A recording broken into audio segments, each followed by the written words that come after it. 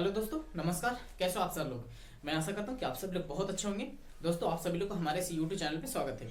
आज के इस वीडियो में कक्षा 10 के प्रश्नावली 3.3, ठीक है, 3.3 का क्वेश्चन नंबर हम 1 का, ठीक है।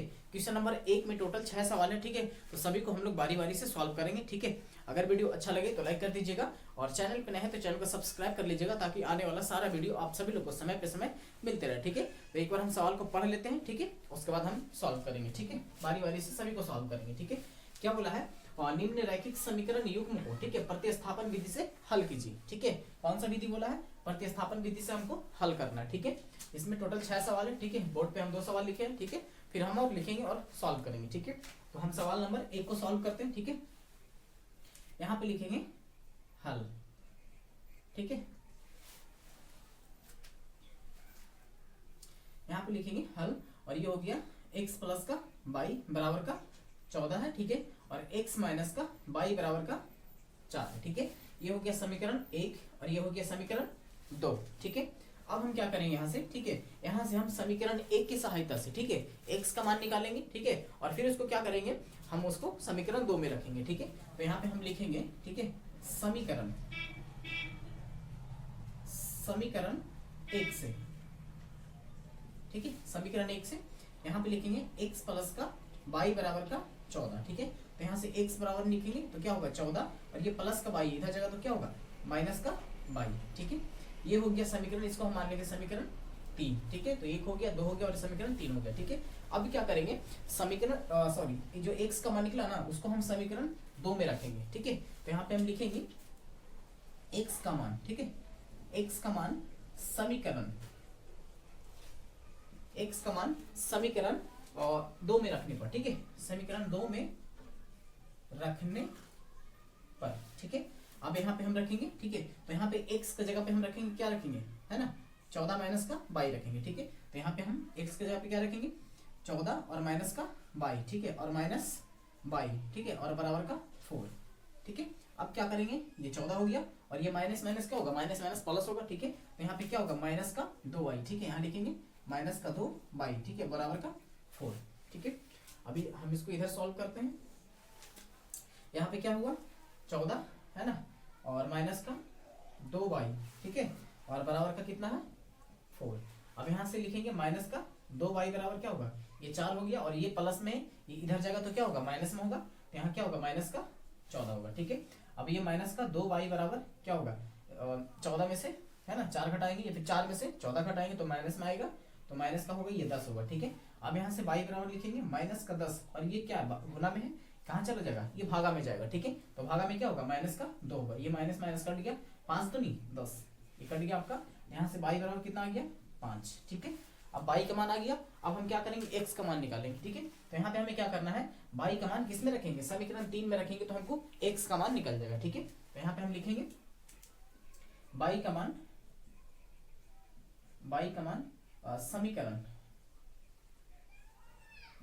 समीकरण 3 में रखने पर, ये जो 3 हम समीकरण 1 के सहायता से जो समीकरण 3 बनाए थे, ठीक है, उसी में हम रखेंगे किसका मान, y का मान रखेंगे, ठीक है। तो यहाँ पे लिखें y का मान समीकरण 3 में रखने पर, है ना, समीकरण 3 में रखने पर, यहाँ लिखेंगे में रखने पर।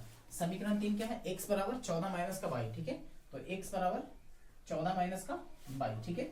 अब यहाँ पे y का मान रख देंगे, तो x बराबर क्या होगा ये 14 और माइनस y बराबर कितना निकाले 5, तो यहाँ पे हम कितना रखेंगे 5, ठीक है। तो x बराबर कितना आ गया, मतलब कि 14 में से 5 घटाएंगे कितना बचेगा 9 बचेगा, सिंपल है, तो 9। तो x का मान कितना आ गया 9 आ गया, ठीक है, और y का मान कितना आ गया 5, ठीक है। तो यही आपका क्या हो गया आंसर हो गया, ठीक है।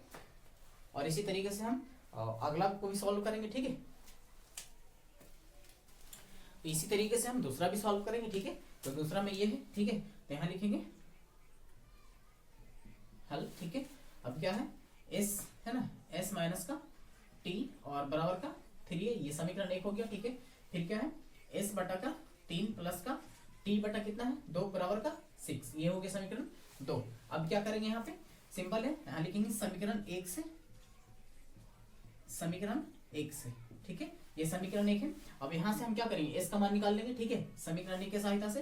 तो यहाँ हो गया s माइनस का t बराबर का 3, तो यहाँ से s बराबर लिखेंगे तो क्या हो जाएगा 3 और ये माइनस का टी इधर जाएगा तो क्या होगा प्लस का या प्लस का टी हो जाएगा। ठीक है, ये समीकरण कितना हो गया 3।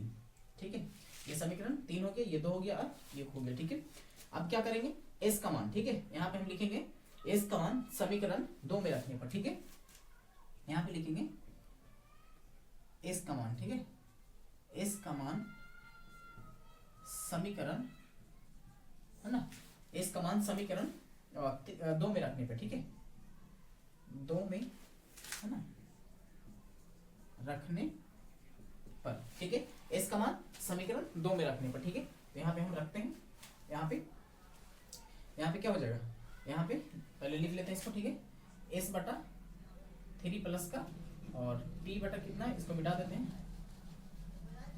ठीक है, एस बटा 3 है ना और प्लस हो गया टी बटा 2 और बराबर का कितना 6। तो एस के जगह पे हम कितना रखेंगे, एस के जगह पे हम रखेंगे ये रखेंगे 3 प्लस का टी। ठीक है, तो 3 प्लस का ये टी हो गया बटा का 3 प्लस का टी बटा कितना हो गया 2। ठीक है, और बराबर हो गया 6। अब क्या करेंगे यहाँ पे एलसीएम ले लेंगे। ठीक है, तो 3 और 2 का एलसीएम कितना होगा और 6 होगा है ना, यानी कि 6 होगा।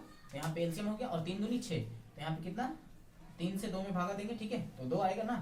उसके बाद यहाँ पे हो गया 3 प्लस का टी है ना और प्लस का यहाँ पे हो जाएगा 3 दूनी 6, तो यहाँ पे 3 होगा और गुने का टी। ठीक है, और बराबर का 6, तो यहाँ पे क्या हो जाएगा गुना करेंगे हो जाएगा 6 हो जाएगा और प्लस का 2t है ना और प्लस का 3t। ठीक है, और बराबर का हो जाएगा कितना 6 और इसके बटा कितना हो जाएगा ये 6। अब यहाँ पे क्या करेंगे क्रॉस मल्टीपल करेंगे, इस तरीके से गुना होता है, जहां जहां बराबर आता है वहां पे क्या होता है क्रॉस मल्टीपल होता है। ठीक है, तो अब यहाँ पे क्या करेंगे इसके साथ में गुना करेंगे, इसको इसके साथ में गुना करेंगे। ठीक है, तो यहाँ पे क्या हो जाएगा 6 प्लस का यहाँ पे 2t प्लस 3t कितना हो गया 5t हो जाएगा। तो यहाँ लिखेंगे 5t है ना 5t और बराबर हो जाएगा इसको इससे गुना करेंगे। ठीक है, तो ये हो जाएगा 6 का 36। ठीक है, तो यहाँ पे हम लिखेंगे 5t बराबर 36 और ये प्लस का 6 से इधर जगह तो क्या होगा माइनस का 6। ठीक है, यहाँ लिखेंगे 5t बराबर 30 में से 6 घटाएंगे तो सॉरी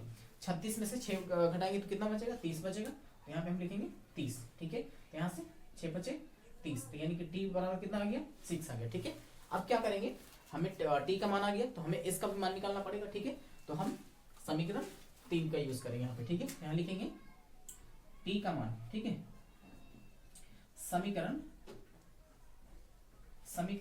3 में है ना रखने पर,